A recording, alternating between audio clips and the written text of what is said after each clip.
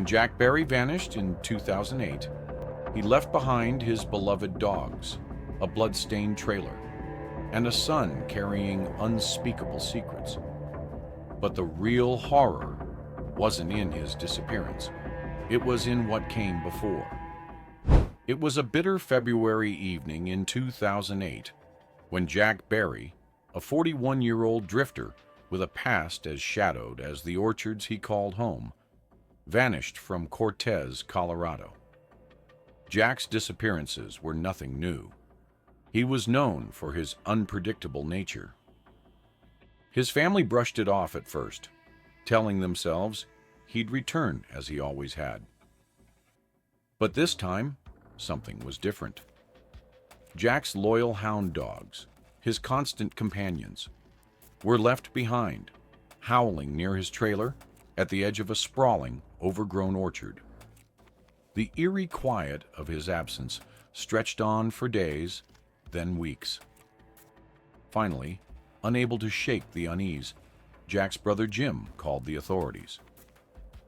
"Something's wrong," Jim told Detective Cox of the Montezuma County Sheriff's Office. "Jack's gone, and I think Jeremiah knows more than he's letting on." Jeremiah Barry, Jack's 20-year-old son, was quiet and intense, a young man with a shadowed presence. He had been staying at the Dog Hotel, a ramshackle property nearby, owned by a woman named Elizabeth.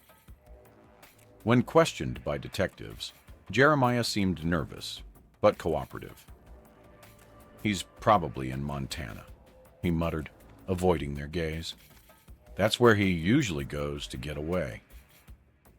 But something about Jeremiah's demeanor unsettled Detective Cox. His answers felt rehearsed, his calm too deliberate. The more they pressed, the more cracks began to show. "My dad's not exactly the easiest person to track down," Jeremiah admitted. "He's good at disappearing." Cox wasn't convinced. Years of working missing persons cases had taught him to recognize when someone was hiding something. Jack's story, as the family began to reveal, was far stranger than anyone could have imagined. According to his son and mother, Jack wasn't just erratic. He was paranoid, haunted by voices only he could hear. "God talks to him," Jeremiah said during one interview. "Sometimes God tells him to kill people." The statement sent a chill through the detectives. Was this a clue to Jack's disappearance, or a distraction? As they delved deeper, Jack's mother, Sandra, added another unnerving detail. "Jeremiah told me," she said hesitantly, "that if I knew what happened to Jack, I'd never want him near me again." Sandra's words only deepened the mystery. What could Jeremiah be hiding? What could be so terrible that even his own grandmother would question his presence?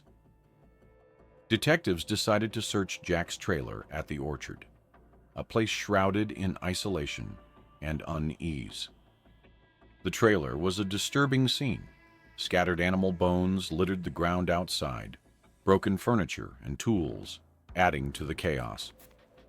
Inside, detectives uncovered something even more sinister: a crude altar. Dark symbols etched into the wood, surrounded by rotting candles and animal skulls, pointed to a disturbing obsession. The air felt heavy, as though the walls themselves held secrets too dark to tell. Was this altar the manifestation of Jack's paranoia, or evidence of something more sinister? Investigators couldn't say, but the unease was undeniable. The deeper they dug, the more tangled the mystery became. Who was Jack Barry, really? A delusional drifter caught in his own madness, or a man with dangerous, unimaginable secrets? And what role did his son Jeremiah play in his disappearance? The truth lay buried in the shadows, but as investigators would soon learn, it was more horrifying than anyone could have anticipated. Detectives didn't have to dig too deep before the Barry family began revealing a tapestry of secrets, each thread more sinister than the last. Jack Barry wasn't just a man with erratic tendencies. He was a father whose reign of terror extended far beyond his disappearance. Sandra, Jack's mother, was the first to break under the weight of what she knew. "Jack's always been, difficult," she admitted, her hands clasped tightly as her eyes darted to the floor. "He's paranoid. Hears voices. Thinks the government's watching him. But he's more than paranoid. He's dangerous." Sandra recounted disturbing details of Jack's behavior. How he believed wires were planted in the walls and accused family members of conspiring against him. He said Rebecca, my granddaughter, was working with Christian spies to bring him down. That day, he threatened to kill her, kill all of us. Sandra's voice trembled as she spoke, but she wasn't alone in her fear. Jack's children painted an even darker picture of their father. Rebecca, her voice breaking, described a day burned into her memory. "He cornered me with a butcher knife. He said God told him I was the devil and that I needed to be punished." Rachel, another sibling, showed investigators the scars from her father's violent outbursts. "He beat us for the smallest things," she said, "and he laughed while he did it, like it was all a game." The most chilling account, however, came from Jeremiah. Quiet and composed at first, he described a childhood steeped in terror. Jack, he claimed, wasn't just abusive, he was monstrous. "He made me do things," Jeremiah whispered, his face pale. "Things no kid should ever have to do." When detectives pressed him for details, Jeremiah hesitated, his voice faltering. "He made me help him with the bodies." The room fell silent. "Bodies?" Detective Cox leaned forward, his voice steady but urgent. "What bodies, Jeremiah?" "Mexicans," Jeremiah said bluntly, his words cutting through the tension. "He picked up illegals, promised them food, a place to stay. Then he killed them." The detectives exchanged stunned glances as Jeremiah continued, his voice trembling. "He made me cut them up, said it was part of my training, to be a man." The revelation was almost too horrific to believe, but Jeremiah wasn't finished. He lowered his gaze, his hands shaking. "He made me eat them," he confessed, his voice cracking, said it was the only way to survive. Detectives were skeptical at first, but Jeremiah's siblings corroborated his story. Josh, the youngest, recounted finding dismembered limbs in the refrigerator when he was a child. "There was a hand," he said, his voice barely above a whisper. "It had a ring on it, a big diamond. Dad said it was fake, just a joke, but I knew better." Jack's obsession with death and the macabre didn't stop with his family. Sandra revealed a chilling detail about Jack's own father, a man known only as Reverend White Horse. According to Sandra, the elder Barry had led a cult in New Mexico during the 1980s. Stories of dark rituals and sacrifices surrounded him, and it seemed Jack had inherited more than just his name. "He always talked about the power of blood," Sandra whispered, said it was the key to eternal life. As detectives delved deeper, they began piecing together the fragments of Jack's twisted world. His trailer at the orchard wasn't just a home, it was a shrine to his madness. Investigators found crude altars adorned with animal bones, candles burned to waxy stumps, and symbols etched into the walls. The space radiated a darkness that seemed to blur the lines between reality and delusion. For the detectives, the picture of Jack Barry was becoming clearer and darker. He was a man living on the edge of sanity, dragging his family into his nightmarish world.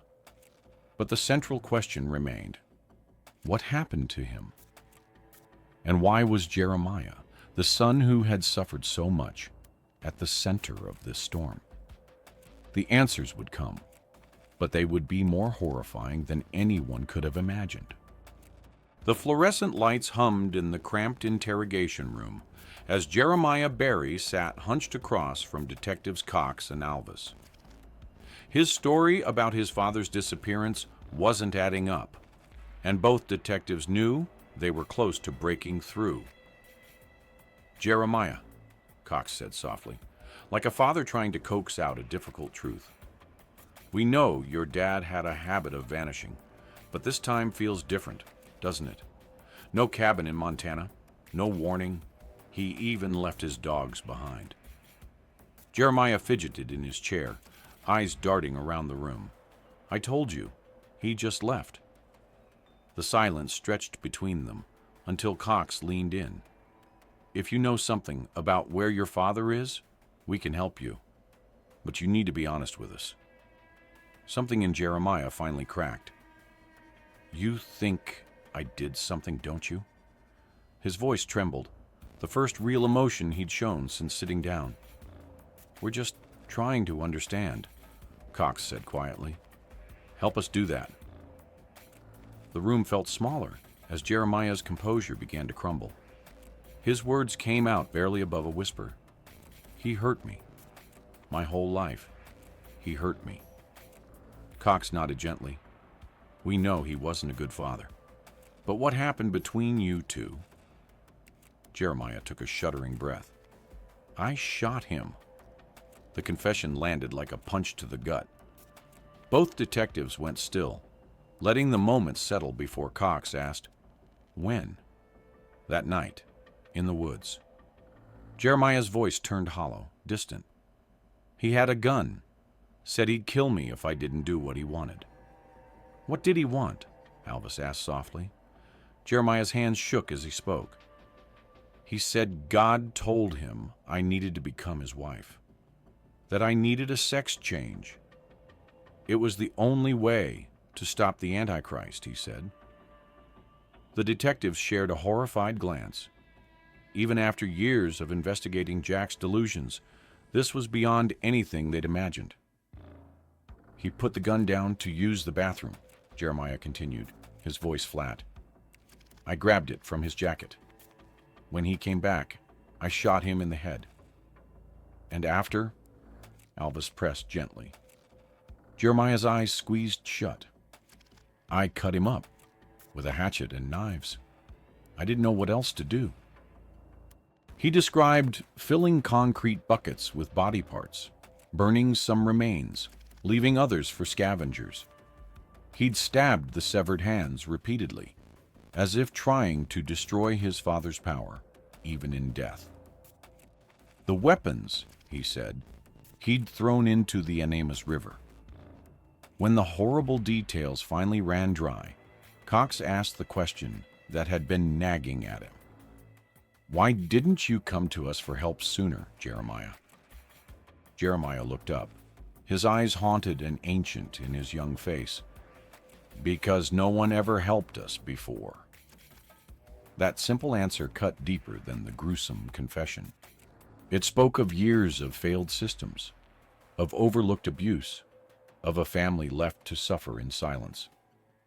The detectives knew their work was just beginning.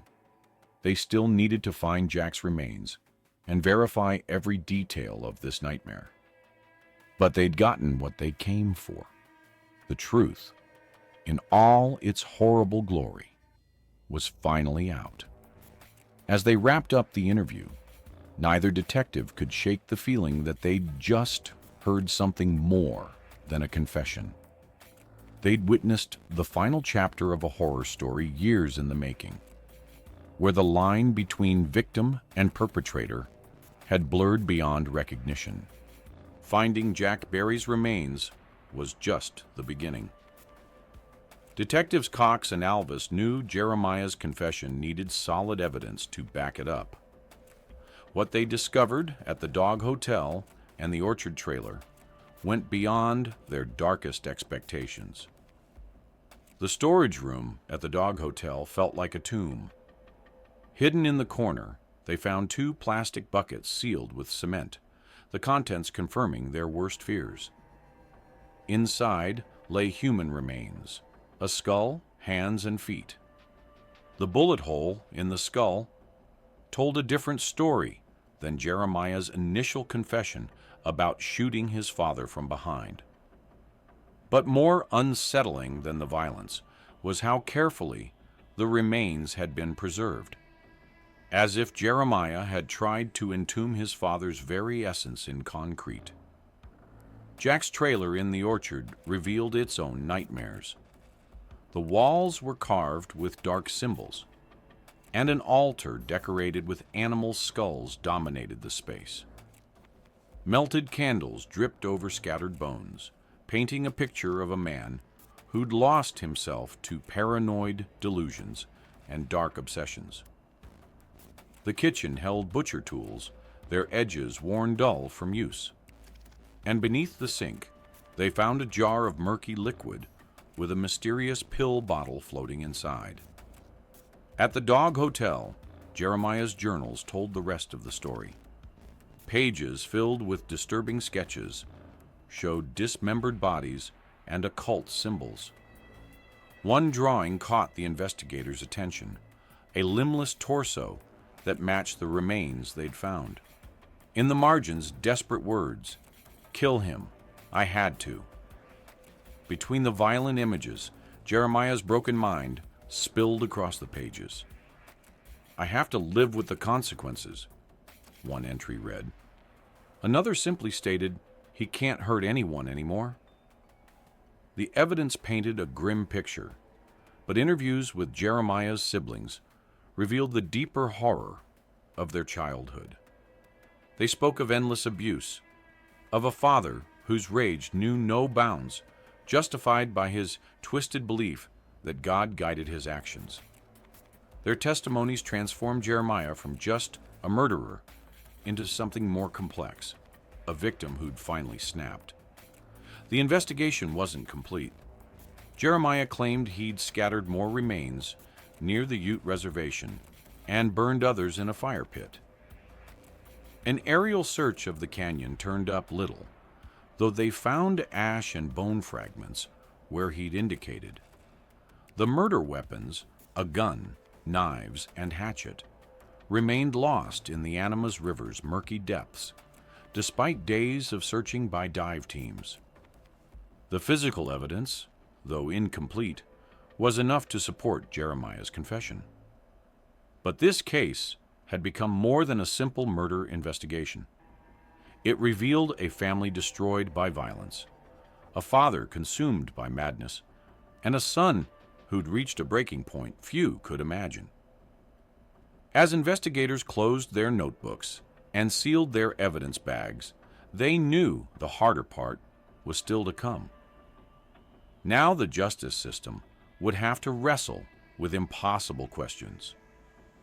How do you punish someone for a crime born of desperation? What's the right sentence for a son who killed to end years of torture? The answers wouldn't come easily. But one thing was clear. This case would haunt everyone involved, forcing them to confront uncomfortable truths about family violence, mental illness, and the fine line between victim and perpetrator. For the detectives, it wasn't just about solving a murder anymore. It was about understanding how a home could become a horror story, and how a son's desperate act of survival could end in such savage tragedy. The nation held its breath as Jeremiah Berry's case unfolded in court. The media couldn't get enough of the story. A son who had killed and dismembered his abusive father. But inside that courtroom, beyond the sensational headlines, lay a deeper question that haunted everyone present. Was this young man a calculating murderer, or had he simply reached his breaking point? When Jeremiah walked into court, he looked nothing like the monster the newspapers had painted. At just 20, His gaunt face and hollow eyes told the story of someone who'd aged far beyond his years. The prosecution built their case methodically, focusing on the gruesome details of how he'd disposed of his father's body. This wasn't self-defense, they insisted. This was cold-blooded murder. But the defense peeled back layers of a darker truth. They revealed a home where violence wasn't just an occasional occurrence, it was a way of life. Jeremiah hadn't just lived with his father. He'd survived him day by day, never knowing when the next blow would come. His siblings' testimonies brought the courtroom to tears. Rachel could barely speak through her sobs as she described the random beatings, the cruel laughter that followed. Josh, the youngest, shared a horror that no child should know, finding a severed hand wearing a diamond ring in their refrigerator, his father's casual dismissal that it was fake. When Jeremiah took the stand, the courtroom fell silent. He spoke of his father's spiral into madness, of violent outbursts justified as God's will. His voice cracked as he described the final straw, his father's twisted demand that he become his wife, claiming divine instruction. The gun, the shot, the aftermath. He recounted it all through tears. "I just wanted him gone," he whispered, his hands shaking. But it wasn't really over. The prosecution jumped on every inconsistency, the changing details about the weapon, the location of the wounds. They painted Jeremiah as a calculating killer who'd tried to hide his tracks. But his defenders argued these were the natural gaps of a traumatized mind, not calculated lies. How could anyone think clearly after years of such torment? After weeks of testimony, the jury faced an impossible choice between punishment and mercy. In the end, Jeremiah accepted a plea deal: reckless manslaughter and felony menacing. His sentence was 3 years, with credit for time served, plus a decade of intensive probation. The courtroom buzzed with mixed reactions. Some called it too soft. Others saw it as justice tempered with compassion. But the story's end brought no peace. In 2012, just 3 years later, Jeremiah was found dead in his Cortez apartment. He was only 24. Though the official cause remained unclear, those close to him believed he'd taken his own life, finally crushed under the weight of all he'd endured. His case still haunts Colorado's legal history, forcing us to face uncomfortable truths about abuse and justice. In the end, Jeremiah's death left only questions. Could someone have saved him earlier? Was his path set from birth in that house of horrors? The answers remain elusive, but his story stands as a stark reminder that sometimes the most dangerous monsters aren't strangers lurking in shadows. They're the ones we call family. Perhaps the most chilling lesson from Jeremiah's story isn't about good versus evil, or even justice versus vengeance. It's about how trauma echoes through lives, how abuse warps reality until survival itself becomes a kind of prison. His story challenges us to look closer at the quiet houses on our streets, to listen more carefully to whispered cries for help, and to remember that behind every shocking headline about family violence, there are real people trapped in cycles they can't escape alone. The Jeremiah Berry case haunts anyone who knows its details. It's not a simple story of murder or justice, but rather shows how abuse and trauma can echo through generations. While Jeremiah's actions were brutal, they emerged from years of torment under his father Jack's reign of terror. Jack Berry turned his home into a prison of fear, using his children as pawns in his twisted world. For Jeremiah, killing his father wasn't just about staying alive. It was a desperate attempt to break free from the horror that had consumed his family. But even after Jack's death, his shadow followed his son to the grave. The courts tried to balance justice, weighing Jeremiah's crime against the hell he'd endured. Yet no sentence or counseling could erase what had been done to him and his siblings. His death at 24 marked the end of a life that never really had a chance to begin. This case forces us to face uncomfortable questions. How many others suffer silently in abusive homes? Where do we draw the line between victim and perpetrator? What does justice mean when someone's been shaped by a lifetime of cruelty?